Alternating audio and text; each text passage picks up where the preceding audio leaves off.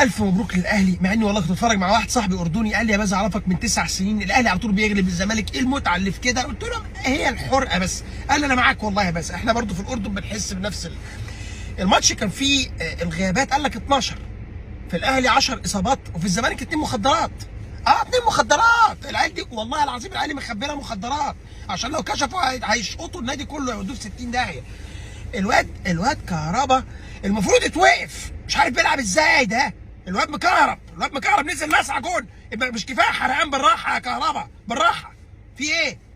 مش المفروض في ايقاف يا اخي تنفذه وتدفع الفلوس بتاعت الناس؟ بتنزل تلعب كده بالحرام تجيب اجوان وتحرق وتضايق اصل مرتضى كان بيقول لفرج عامر انت لو اشتكيته ان هو بيلعب ما كنت هتكسب البطوله. طب ما تشتكيه النهارده والنبي، بدل ما هو لاسع كده 220 فولت في البوكسر. ليه؟ والله الواد كيفني، الواد بيلعب 1 2 بالهيد مع حمدي فتحي جوه السته ولا البلاي ستيشن، ومعاهم 2 3 من الزمالك نضرجيه اهو نضرجيه.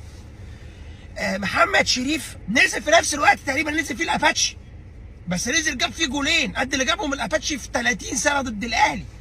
ايه يا شريف؟ ما بالراحه يا شريف، ما بالراحه. بنقول عليك لعيب الموسم الواحد عايز ترجع مش في ماتش زي ده. بالراحه يا اخي على الناس. انتوا ايه؟ مش تخلي فيه شويه رحمه؟ العيال ما بتغلبش حاجه خالص، بقالهم 4 ماتشات ما بيكسبوش. والبروف البرتغالي حرام تقطع عيش الراجل. احنا محتاجينه والله، محتاجين الراجل ده. المستوى بتاع دلوقتي ده احنا لازم نكمل بيه.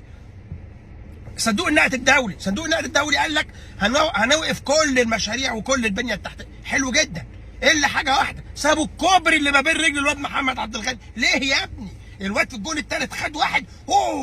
ايه ده؟ ايه يابا؟ ايه النفق ده كله؟ الكوره دخلت ما بين رجليه. ايه ده؟ الصلاه على النبي. عباره في الجول الثالث فتح رجليه. مفيش باليرينا في الاولمبياد. كل ماتش كده اخر جون يكون في حاجه. الماتش اللي فات امام عاشور، والماتش ده الواد ايه مفيش اعراض. احترموا الناس شويه.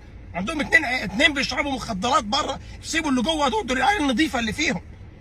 وبعدين الاباتشي كل مره هينزل كده تلت ساعه. مفيش حاجه يا اباتشي. حرقنا شويه يا اباتشي، عايزين نتحرق.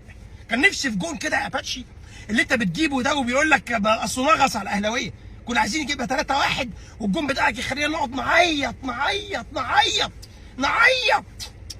عايزين نعيط بقى يا اباتشي،